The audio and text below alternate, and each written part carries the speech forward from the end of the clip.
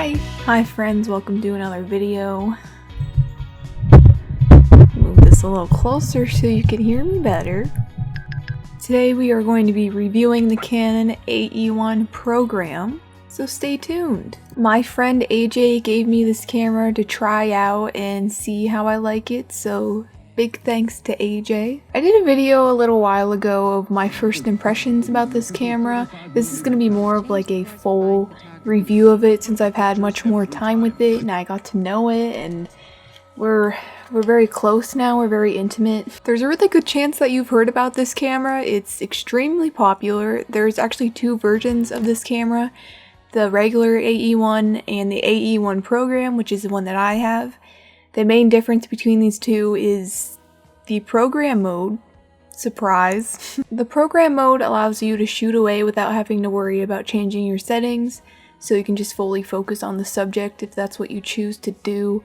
All you have to do is set the shutter dial to program and the lens to A, and the camera will take care of everything for you. However, you do have to manually set the ISO, so keep that in mind. This option's really nice for people who are maybe uncomfortable shooting manual mode, or if you just don't want to have to worry about it and you just want to go free and shoot away and not waste time, you know? Something I really like about this camera is its wide range of ISO. You can change the ISO from 12 to 3200, which is quite large compared to most 35mm cameras. That's always really useful in case you shoot some of those really odd ISO films that are super low, or if you just like want to play around with shooting films at different ISOs. It can be pretty helpful to have that wide range. It takes 4L44 batteries, and there is a button at the top of the camera where you can check the status of your battery, which is pretty helpful. The light meter is inside of the viewfinder, and it is electronic, so you need batteries in order to see the light meter. It has a socket at the bottom of the camera for a tripod, which is pretty normal. Something unique about this camera is it has 3 settings on the right side of the shutter dial. There's A, L, and S. For normal shooting, you just want to set the camera to A. If you're traveling and you have the camera in your backpack or something, you want to set it to L, and that locks the shutter so you don't accidentally fire off any shots when you don't mean to. And the letter S stands for, you guessed it, self-timer. And basically you just set this camera to S and it counts down to 10 and it'll beep for you so you can count along with the camera and you can take some really cool hipster selfies.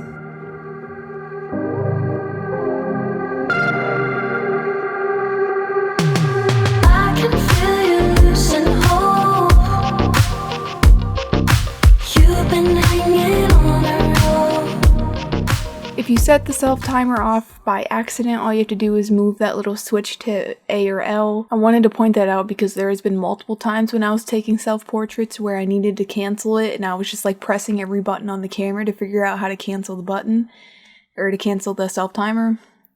So now you know. Moving on, there is an exposure preview button on the front of the camera so you can get a good idea of how your shot is going to look before you take it, in case you're afraid of commitment. There is no specific setting to take double exposures on this camera, but if you so choose, it is possible. All you have to do is take your first shot on the camera, hold in the film rewind button at the bottom, wind the film, and then take your second exposure. Pretty easy. As you can see so far, it's pretty typical. It's pretty similar to most SLR cameras. It's super easy to use. I never had a problem shooting a roll through this camera. I never had a roll turn out blank, which is pretty nice. I actually had my boyfriend shoot his first roll of 35mm film through this camera, and he absolutely loved the experience. So it's great for beginners, I would say. It runs between about $100 to $200 online, but definitely check out your local thrift stores or Goodwills or yard sales, and I'm sure you could find one for cheaper, probably. I've been using this camera for about a year, a little bit less than that, and it's pretty great. It is one of my go-tos. It's a pretty decent weight. Like, it's a little heavy, but I have much heavier cameras, but I also have lighter cameras, you know, so it's pretty in the middle, I would say. It has a nice build, like it feels pretty high quality. It's half metal, half plastic. The only lens I have for it right now is this 24mm, and that's pretty much the only reason why I don't reach for this camera as much, because I typically tend to shoot 50mm. That's like my favorite focal length. But this camera takes FD mount lenses, and those are extremely